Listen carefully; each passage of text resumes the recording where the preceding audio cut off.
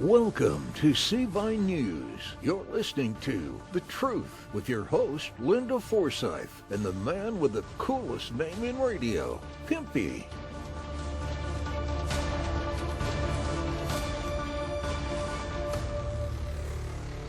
What is going on out there, peeps? All right, welcome back to another show. I'm glad to have you here. Of course, you know I got Linda with me as well. We have a lot to cover, and we're going to get right into that. Now, as we start here in the beginning, as you know, there are many things going on in Afghanistan, but don't let that take your eyes off of the audits. Oh, yeah. Keep your eyes on the audits. Yeah. But in the meantime, I guess we're just going to all have to multitask because there is so much going on. Now, we all are aware about the Marines that attacked in Kabul. Yeah. This is just such a travesty, absolute travesty. 12 U.S. service members were killed in a Kabul airport explosion, officials say. This happened on August 26th, a suicide bombing outside of the Kabul airport in Afghanistan. Thursday has killed 12 U.S. service members, officials tell Fox News. That's a crazy. Second explosion later took place outside the Baron Hotel. Now, there's all kinds of news going on in the meantime, and so I'm sure you've been keeping up with what has been going on.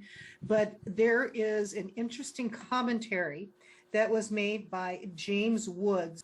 Yeah, I've been keeping up on what's going on. There's something about what happened in Afghanistan that I'm questioning just a little bit. I'm not trying to get all tinfoil hat, but here's my thing. Can anybody explain to me out there how it is that a group of, let's say, 20,000 Taliban all of a sudden just appeared out of nowhere? They just, not only did they just appear out of nowhere, but they were also able to take over an entire country within 11 days, beat an army of 300,000 soldiers. And so I questioned it. I'm one of the people that go, you know what, there's just something about that doesn't sit right with me. It looks very questionable. I can't understand how 300,000 soldiers would just walk away and leave billions of dollars worth of military equipment behind for a group of terrorists unless it was planned. All right? So, yeah, I'm one of the people that say this is very suspicious. So, yeah, I've been keeping up with it. I don't like what I see. I don't like how the Biden administration is handling this, and how he's handling it is very suspicious. It's just, once again, it's the Biden administration. You know, it's the third term of Obama. Weakening our military, weakening who we are. It's just really sad, to be quite honest with you. James Woods on Telegram states, Congress ditches town while Americans are being slaughtered by savages in Kabul. We are left with Joe Biden bouncing off the walls of his basement. That's by James Woods. He also states, while this is horrific to behold, it is a direct consequence of having an administration more concerned with pronouns than the harsh realities of today's world. Yes. He is commenting on a Twitter post by Bozina Mossad, who states, carnage near Kabul airport, at least 4 U.S. military members were among the victims. We now know that there's more than that. Yeah. But please tell us more about the sensitivity training, global warming, CRT, exorbitant spending bills, Green New Deal, blackmailing our military members, our children who have to take vaccines along with the military members against their will. Elections have consequences. This is in response to the Fox News report that talks all about where Pelosi et al. Basically took off after discussing about the spending bill. Yeah, well, they're sneaky like that. Let's be honest. The one thing that the Democrats are best at is politicking. So they, like what's that old saying that they always use, never let a good crisis go to waste. They never do. All right, so while everybody was focused on the attacks over there in Afghanistan, they were trying to be sneaky and sneak bills passed. One of them was the HR1 or HR2 or whatever it's called now, the so-called save the ballots. In other words, let's reword it to how Democrats cheat in elections is what it should be named. Because they go around claiming that everything is racist and that these new policies are racist, but they can't tell you how. You know what I mean? Well, if you ask for an ID for a person of color to vote, then that's racist. But asking them to have an ID when they drive their car, buy a house, fill out an employee application, apply for credit, Come on, folks. We know it's not racist. We know it's BS. Most of their supporters are even fed up with them. But this is not, it's not uncommon for them to do these types of tactics. They're very good at it.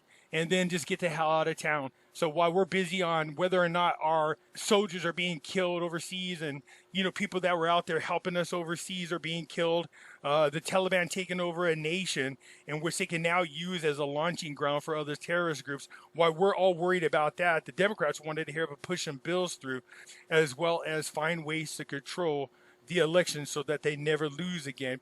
Well, moving on, another thing in the news that was quite, as far as I'm concerned, a travesty. Defense Secretary orders U.S. troops to quickly get vaccinated against COVID-19. This is terrible. Well, supposedly there has been an FDA approval for the Pfizer vaccine to be able to be given to all of the, it's been FDA approved. And so they're coming out and saying, okay, all the military need to be vaccinated as soon as possible. U.S. military heads, it states, were ordered Tuesday to immediately start getting their troops vaccinated against the virus that causes COVID-19, which was 2 days after the first COVID-19 vaccine received federal approval. Defense Secretary Lord Austin said in a memorandum made public August 25th that the secretaries of all military departments must immediately begin full vaccination of all service members who aren't already vaccinated. The timeline was not laid out in the memo, but Austin directed a rapid pace, telling the secretaries to impose ambitious timelines for implementation.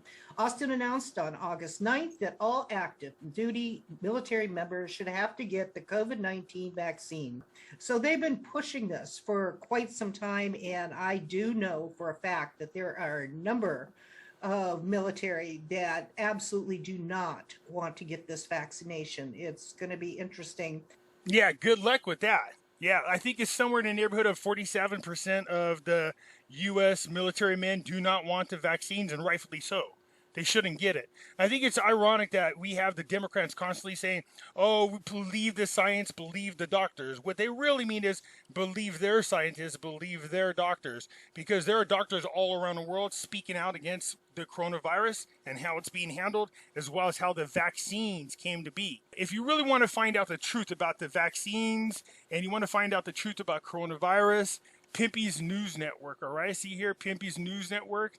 The link will be down below in the description, or you could just look it up, Pimpy's News Network, because in here I have a ton of interviews from doctors all around the world. I do have a lot of different subjects that I think you guys would be very interested in. I want to encourage you guys to come on over there and check it out. And the fact that they're rushing absolutely to force everybody to take a vaccine over a virus that has a 99.96% survival rate is ridiculous. So again, go into that website and you will see for yourself. So they've been pushing this for quite some time. Now, Lynn Wood made a commentary about this release. He states, the ingenious plan to destroy our military. And we talk about Yankee ingenuity. Let's give the communists some credit for their ingenuity too. What an ingenious plan to cripple the world's greatest military force. Have your adversary's superior officers jab the members of the military with a syringe filled with an experimental drug made up of unknown ingredients. Brilliant.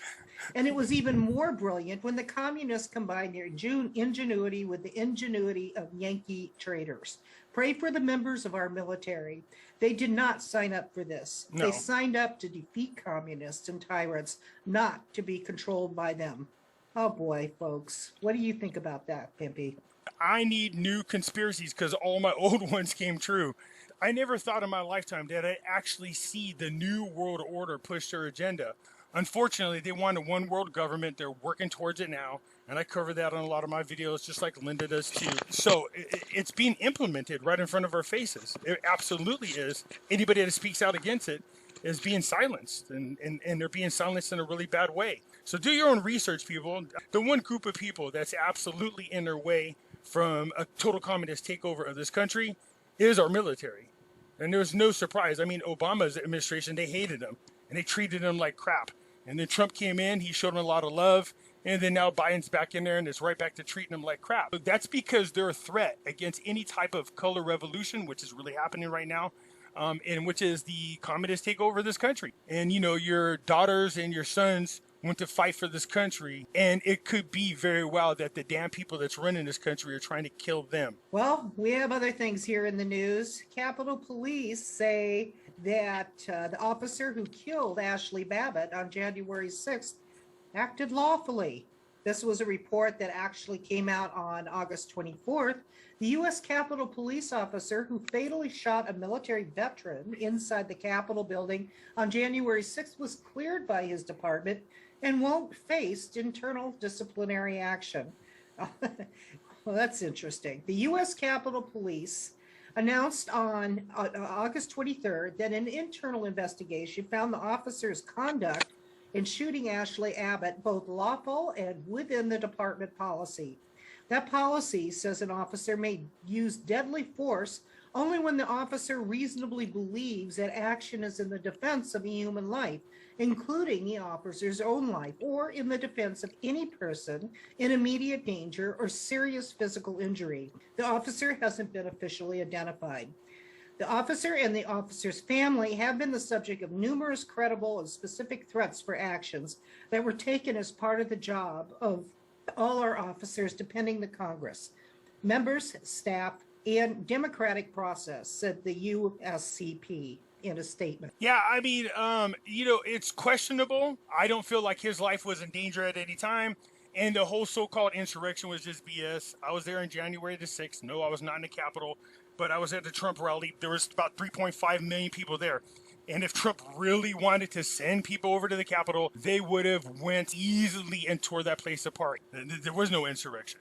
On the outside, they did make a lot of ruckus. There was a lot of fighting going on. But what you don't know is most of those agitators were BLM, Antifa, CIA, and FBI. So see, when I told you there's a bigger agenda happening, and when I see what's happening in Afghanistan, when I see what's happening with this coronavirus that has a 99.96% survival rate, everything that's being done is very questionable. Hey folks, just a quick reminder that back in 2008 and 9, a lot of people lost all of their retirement savings in their 401ks and IRAs because they did not own gold and silver. Yeah, that's right. Gold and silver protects you from a market crash. So do yourself a favor, protect your retirement by purchasing gold and silver. You can go to moneymetals.com, reach out to them, and they will help you set yourself up to protect you and your family from having to start all over from scratch. If you're a first-time buyer and you spend more than $100, use promo code Pimpy, P-I-M-P-Y, and they will send along with your order a free half ounce of silver. So folks, do yourself a favor, head on over to moneymetals.com and protect you and your family from a market crash, as well as inflation. Hello, Patriots. This is Linda Forsythe, and I am reaching out to you. This is a call to action. All those who love their country and want to see some change, this is your chance to be able to do something. So I'm requesting that you please go to the cvine.com website. That's c-vine.com website every single day and keep on top of all the various different news stories that all our volunteers post for you every single day to keep you on top of the news. And then not only just watch and see what the news says, but do some fact checking. Make certain that everything is as it should be. Don't expect anybody to spoon feed to you the news. When you're there also, we request that you please sign up and become a member. The entire website is free of charge. There is not anything you need to pay to get to any part of this website or to interact with it. What we request is that you do a donation in becoming a member. It's a monthly member to be able to help with our expenses. Nobody gets paid. cvine.com, Cvine News Network, is a charitable trust. It is a foundation that was created for you, for we the people. And all of it is put together so we all can come together to give uncensored news, and we know what is the truth. The other thing I request is you please go to the section where you can go ahead and sign up as a volunteer. go ahead and donate your time. If you have an area of specialty, whether it's IT, whether it's videography, whether it's photography, whether it's editing, whether it's just research or helping with regular support, whether it's maybe being an admin on one of the social media networks, where we have quite a few members that are there to make certain everything stays on top, please just donate your time. So, and we also have one-time donation. As you look here, I just wanted to point this out to you. We also have a section for military tribunals. Military tribunals. Remember, our volunteers, when the tribunals are going on, we send them, or even I go and watch them specifically, and we report on them, providing transcripts and so on. So hope to see you there. Keep in touch and sign up for our newsletter so I can write to you personally. And then also, heaven forbid, any of the social media goes down, then that might be an issue. At least we have a way to be able to keep in touch with you, to be able to keep close. So anyway, go out there, Patriots, stand strong, hold the line. But thank God for Louis Gohmert, because he's going to bring some things to your attention that most of you probably don't know about. Now, there's been so much appropriate concern about January 6th, what happened that day. Unfortunately, we don't know all that happened that day. There are some major questions that need to be answered. We know that the former chief of the Capitol Police testified that they got no intelligence from the FBI about potential violence on January 6th. Why would they? They were plotting. They planned this fake insurrection out. We're going to keep going in this video and you're going to hear it. I was there in January the 6th. I didn't go in the Capitol, but like I said earlier, 3.5 million, nobody would have stopped them. No, Trump didn't tell them to attack anybody. They altered the tapes. They edited them. They added extras to it. We know, we were there. We did see some rowdy people. Now, I'm not saying that all Trump supporters were angels, because they weren't. They did get into the Capitol. And I'm talking about Trump supporters, not just Antifa, Black Lives Matter, FBI, or CIA. They did get in there. And you really should go watch the video that I made about January 6th on the other website. And then you tell me if that's an insurrection that you're looking at. And, you know, there were lots of stories about people that were here at the Capitol on January 6th that may have carried a Confederate flag, may have had red and MAGA or Trump, but there were Capitol Police that told me the day before, hey, we've heard there's going to be people that hate Trump that are going to be trying to blend in, and there is going to be violence, and we're concerned about it. You don't think that's interesting that they heard that Antifa and BLM members are going to dress up like Trump supporters and cause fights, but they didn't get any intelligence from the FBI about Trump supporters? You notice they're not worried about Trump supporters. They're worried about BLM and Antifa is who they're talking about. They're not the only people that they should have worried about.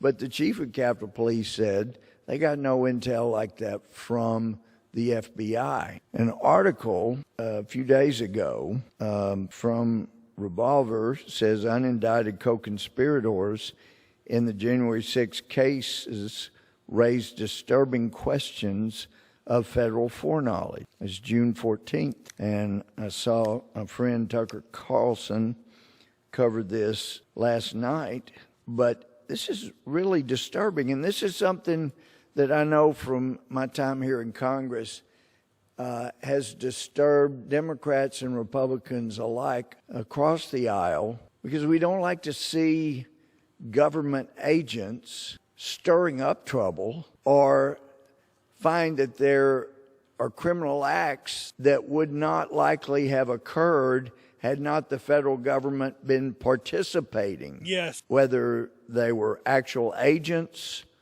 or undercover agents or informants that were working for the federal government. But this is scary stuff. This is kind of third world stuff. This is not only third world stuff, but this is like Putin kind of activity. Oh, we're not done here. We're we're not done. You see, you remember when Trump was still in office and he was bumping heads with Governor Whitmore, that real evil-looking chick. And then all of a sudden in the news, we heard there was this plot by white supremacists. They were going to kidnap her and execute her. Remember that? And the FBI came in and foiled the plot. Thank God for the FBI. Boy, howdy. Whitmore would have been killed because of that. And the media jumped all over it. And they said it was because of Trump supporters, white supremacy. Things were getting out of hand. They just wanted to smear Trump. Oh, you see, if you're not paying attention to that case, there's a lot of very interesting details involving that. I did cover it in another video on that platform, but Louis here is going to cover it himself. Let's hear what he says. There were federal agents that were involved on January 6th. Yep. We really need to know what the FBI knew and when they knew it. And not only that, we need to know how much participation did any of our federal friends, either at DOJ, FBI, or any of the intel community, what kind of role were they playing? Because there's information that came out about the effort to kidnap the Michigan governor. Wait, Louis, before you get into that, you see what they did? So the FBI and the CIA are notorious for this. I've read so many stories over the years, antagonizers or the people in charge of it. And then there was a bunch of other idiots that were with them that end up taking the fall. So the CIA, FBI, Department of Justice colluded with the Democrats to try and hold for an insurrection.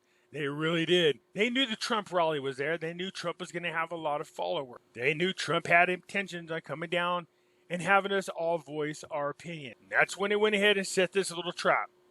They were the people smashing the windows. They were the people doing the vandalizing. Yes, don't get me wrong again. Trump supporters did follow them through the doors, follow them through the windows when they were smashed. But you really got to go watch the other video that I did, and you'll see they're not vandalizing anything. They're actually walking around the Capitol as if they're taking a tour of the place. Yeah, not only that, there's video of them when they get down on the House floor, and they pray. They're not burning things down, spray painting things, tearing things up. They're not tearing down statues. No, they're walking within these set boundaries the police put up for them. That's not what insurrection do.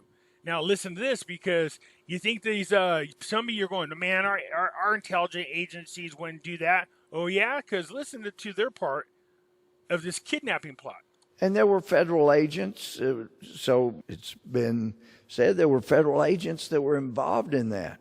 And it would seem if you have 14 people that are involved in a conspiracy to commit a crime, and over a third of them, including people in leadership, are federal agents or undercover agents or people that are working for a federal entity, that we've got some serious problems and we have not done adequate oversight. And it disturbs me greatly that there was not more information forthcoming from our federal law enforcement, intelligence, DOJ, than was received here on Capitol Hill, because surely if they had known the level of planning by a small group to actually commit violence and break into our U.S. Capitol, they would have been better prepared. And I know some of us have had extreme differences with the speaker, but I just feel sure if she had known the level of violence that was being talked about and planned and monitored by DOJ, FBI. Why would you be aware of and not inform the Capitol Police that the CIA and the FBI, as well as members of the Department of Justice, were going to dress up as Trump supporters and be in the crowd, antagonizing Trump supporters to be a lot more aggressive? How come she never said anything to the Capitol Police about that? But wait, there's more. Surely she would not have allowed the Sergeant-at-Arms to turn down National Guard support on January the 6th. Now, this article, did.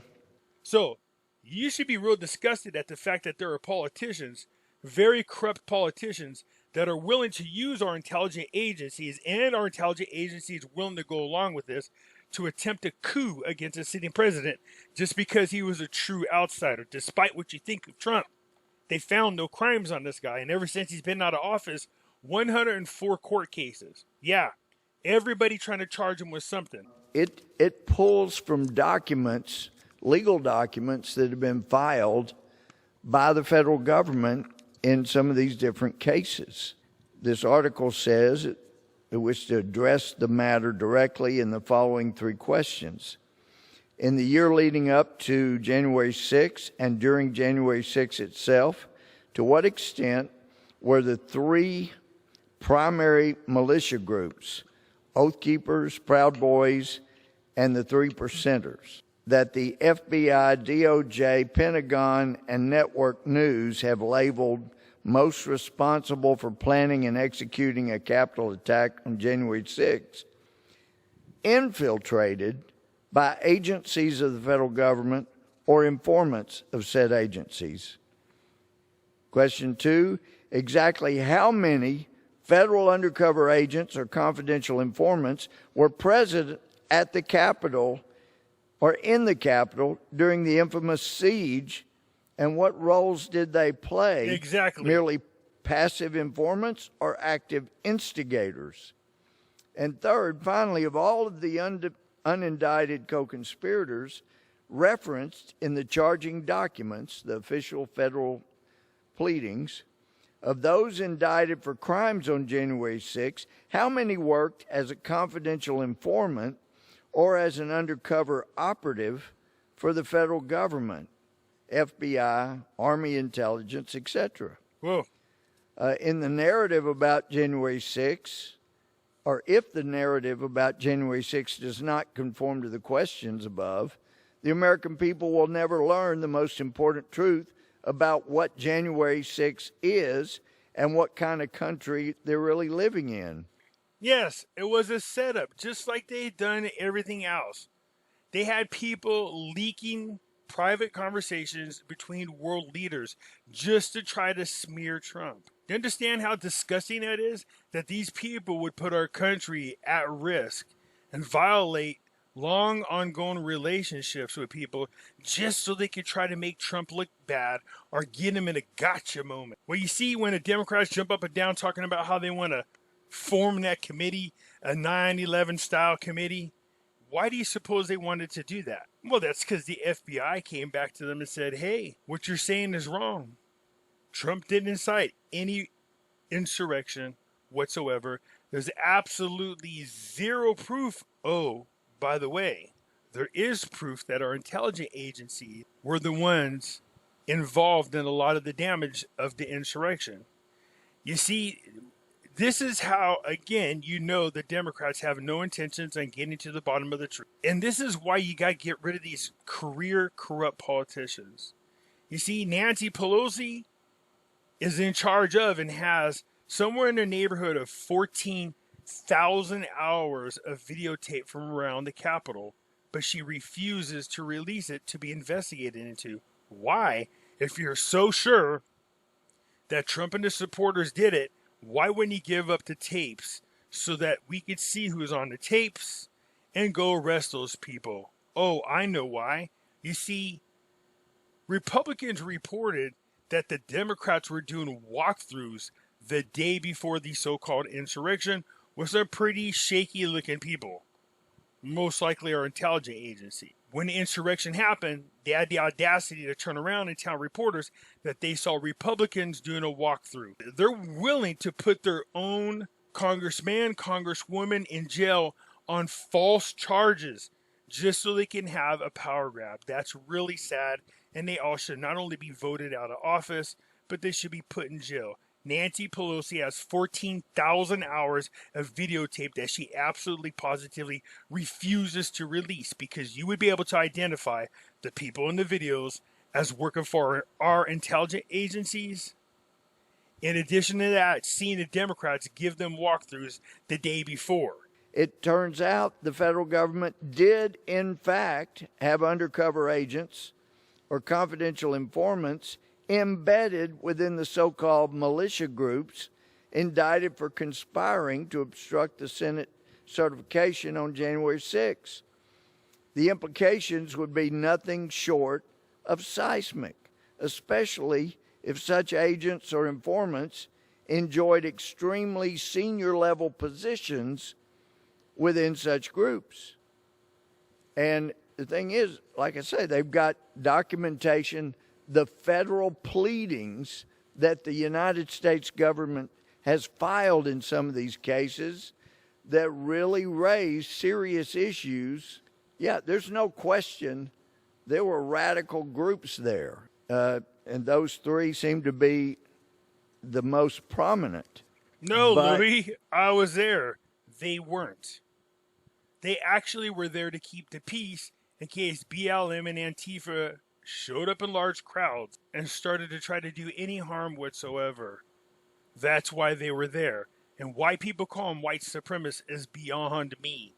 Because you see the Proud Boys and their founder, they're not white. They're Puerto Rican. So people listen to the media and believe this. Militia groups are there to protect the country and its citizens of any and all colors. They are a threat to any tyrannical government that tries to flip this country into a communist country. This is why the Democrats have been attacking nonstop these three militia groups. They're trying really hard to turn them into criminals, so they're not there to stand up for you, the citizens, and this great country. We won't keep going on and on here. I will leave a link so you can come over and listen to Louis. He's telling you, the FBI agents, not only were they part of the kidnap plot against Governor Whitmore, but there was actually more. I went and listened to the case. There was actually, out of 12 people, 7 of them were the FBI agents.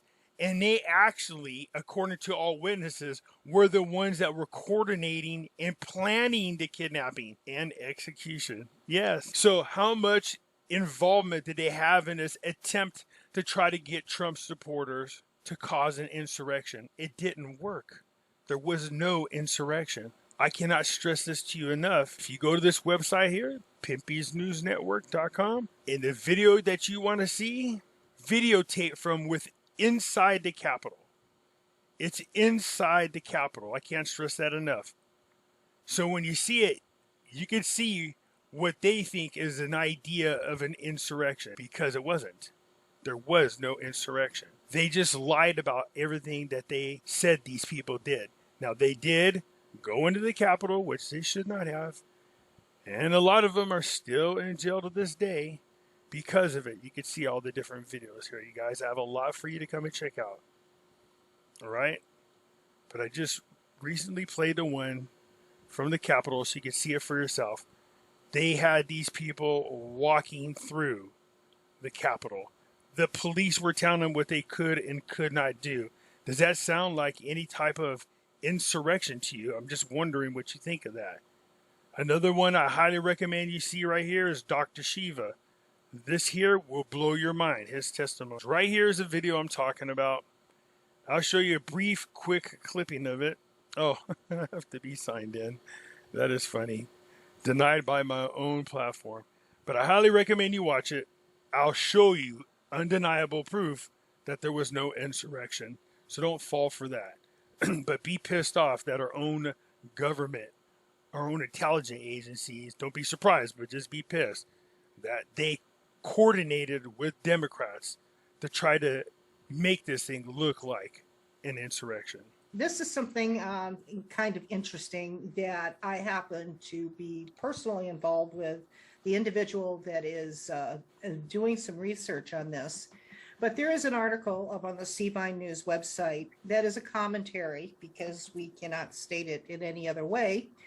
The question is, could certain anti-parasitic drugs also be anti-cancer? The following report should not be read as an endorsement for a cancer cure, but it's meant to educate and provide documented studies to consider. These studies are not new, although they are now being reevaluated with additional studies as we speak. This is written by me. It is suggested that the reader take the time to research offline and view the 2 attached reports for consideration. As a side note of interest and applicable to this commentary, a number of licensed physicians with long histories of practicing medicine from multiple places around the globe have been placing their entire careers on the line. These medical doctors are advising the public about 2 life-saving anti-parasitic drugs that have been found to be an effective prophylactic and antidote against COVID-19. The drugs are hydroxychloroquine and ivermectin that have been FDA approved for well over 40 years after the requisite long-term studies with minimal side effects were shown. Initially used as a prophylactic against malaria and or treatment of it, and later found as an effective treatment against rheumatoid arthritis and lupus. Oh, that's what I tell people. So when I don't want to wear the mask and I go in the store, they go, "Sir, can you put your mask on?" I go, "No, I got lupus," because I know they don't know what it is. And so I just say that, and they just usually leave me alone. It has a lot to do with taking down the inflammation, which is why it is so effective in preventing the cytokine storms that happen with COVID-19. And that is what makes COVID-19 deadly for the individuals that are compromised, immunocompromised. But when loud warnings came out about the dangers of hydroxychloroquine after Trump announced he was taking it as a COVID prophylactic, in October of 2020, the AMA then sent a letter rescinding the study about the dangers of hydroxychloroquine, and they actually gave physicians the ability to prescribe it as they saw necessary. Unfortunately, a large number of doctors either don't read their memos or are advised not to prescribe it by the entities that they work for, which in and of itself is very interesting. Yeah, again, I keep telling you guys, there's definitely some kind of agenda going on, whether you want to believe it or not. Ivermectin has been shown to be an even more potent prophylactic and antidote for COVID. In fact, many physicians are now indeed prescribing it for their patients with excellent results and minimal side effects. Why is that easily proven fact not in the news? That being said, why push a vaccine that very recently became FDA approved without long-term studies? A large number of dangerous side effects are already discoverable about this. In my humble opinion, follow the money and the underlying reasoning. The reader or the listener can determine the answer for themselves by using the slightest bit of critical thinking, but I digress. This report isn't about COVID. The history about what is about 2 anti-parasitic that is effective against it is. Well, here's the thing. I want to comment real quick on those 2 drugs. Each one of these drugs, you just can't take them anytime. There's actually an order in which you can take it, believe it or not. So first and foremost, you guys, the number 1 weapon against coronavirus is vitamin D, and plenty of it. Being out in the sunshine, vitamin D, take it. It is the number 1 fighter against coronavirus, period. Okay, but if you should catch it and you're in the early stages of coronavirus, that's when you want to take the ivermectin. Do not take the hydroxychloroquine until you are pretty much on your deathbed. I hate to say it that way, but when you start getting on the ventilator, you not only want to take the hydroxychloroquine, but you also want to make sure that the doctor gives you zinc with it. Okay, so it's really, really important that that is out there. So vitamin D. If you catch it and you're beginning part of it, then ivermectin. And then if you are really on what appears to be your deathbed and you're getting ready to go on a ventilator, hydroxychloroquine with zinc. Now, I'm not a doctor. All right, this isn't doctor's advice. Now we're going to discuss cancer and these anti-parasitic drugs. Fenbendazole and, again, ivermectin. Below are 2 reports for consideration, and you decide. I'd really wonder if there was any kind of insidious worldwide agenda hiding very inexpensive medications that are widely available. Now, the first report, the title is Ivermectin, a potential anti-cancer treatment derived from an anti-parasitic drug. This report was actually written a couple of years ago. Again, these aren't new. By Ming Yang Tang and Qidong Hu and Chiang Feng.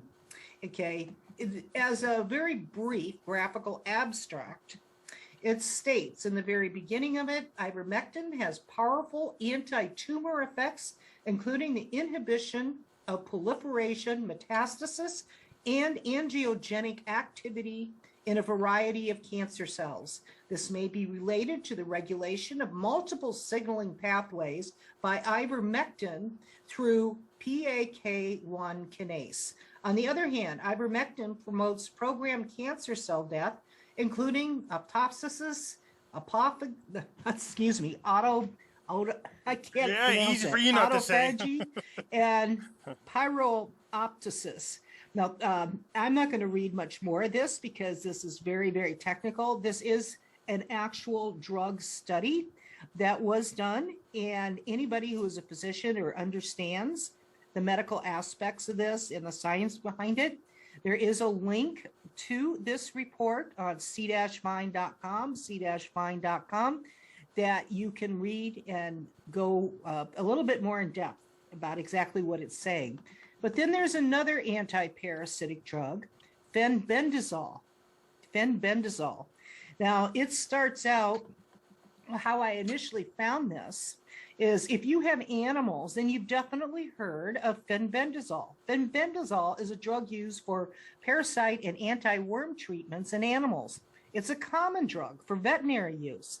The primary use of this particular drug is to destroy worms such as hookworms, roundworms, tapeworms, parasites, and whipworms. So what does this drug have to do with cancer treatment? Plenty of different studies show that this drug can do much more than that. It can actually destroy cancer cells, interrupt the sugar uptake in these particular cells, help with drug resistance caused by cancer, reduce the size of a tumor. Here we focus on one particular study conducted in 2008, so it's a while ago. We will talk about this drug in detail, what makes it so good, and could it really have these potential benefits studies say they do? Let's delve deeper into the often overlooked drug called fenbendazole. And I have a link on the c-find.com website that goes into more detail. Now, there are plenty of things when you do a proverbial Google search that debunk all of this, except I happen to know some of our CVINE members, as I mentioned in another show, are from all over the world and have many, many various different areas of expertise where they donate their time and whatever resources they have to be able to help us bring out the news and provide actual facts to be able to fact check. Well, there are a number of physicians, practicing physicians, that are actually in CVINE. And there is one particular physician, an MD, who is actually retired military, was a colonel and a flight surgeon, that is in the process of doing some studies right now with some other physicians, and gave me some very interesting preliminary things that are going on. And it looks unbelievably promising. He's just now looking into it again and bringing in some other physicians to be able to look at this. My point is this: these drugs are very inexpensive, that have minimal side effects, very quick acting, and work well on top of using it with various different vitamins and so on. So with this drug, fenbendazole has not been recommended for COVID, but ivermectin has. What is interesting is all these medications are anti-parasitics, anti-parasites. And as you know, with hydroxychloroquine was used for malaria and or even the prevention of malaria for many, many, many years, especially those in the military or those that went overseas, where there was geographically some place that had problems with malaria, mosquitoes, and so on. This is not anything new. And so, along with all the individuals that have taken it twice a day for many years because of rheumatoid arthritis or lupus, there's something going on here, folks. Yep. Now, the reason I am bringing all of this up is the vaccine, who we've all heard and know that there are some very serious side effects. This was just jammed and rushed through for FDA approval, far above and beyond whatever any of these other parasitic drugs who went through the entire FDA approval process. The emergency use of these vaccines was only approved if there was not any other viable treatments that could be used. There are multiple other viable treatments that can be used. And what is really scary, they're going to be injecting all of our military. They want to inject all of our medical people, doctors, nurses, anybody who does patient care. Multitudes of various different jobs are demanding that if anybody wants to keep their job, that they get this medication. And this is with COVID being a 99% survival rate. Yeah. Globally, this isn't a whole lot different than having a hard flu, which also is very, very much of a concern. But shutting down the world, these are things when I am mentioning to you right now, if people would just start taking just a little critical thinking abilities and think for yourself and start questioning some things that are easily researchable where we are headed. If there was some sort of infiltration from another country, what would be the most ingenious form that they could take us down? So it's interesting that you bring these up, the cancer treatment, because, yeah, I agree. Whenever cancer treatments, big money for the United States. It really is. Sorry, people that go through this. But most people die from the treatment, not the cancer. The reason why I think it's interesting, this study, is because Dr. Broslowski, I believe his name is. Yeah, I do have a video of him over here, too. You want this guy's been curing cancer, and he's right over here in Texas.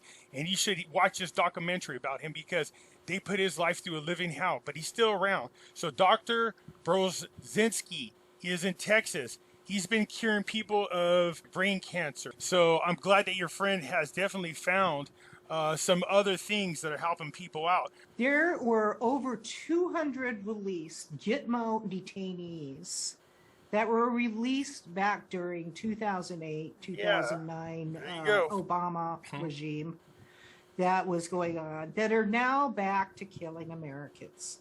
I did actually a YouTube video about this, and there is a report about this that is posted up on the c-find.com website.